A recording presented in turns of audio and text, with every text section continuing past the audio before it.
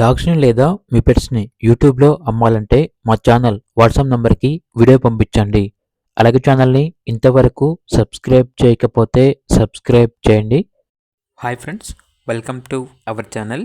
ఈరోజు మీకోసం good quality German shepherd puppy అనేది అమ్మకానికైతే తీసుకురావటం జరిగింది.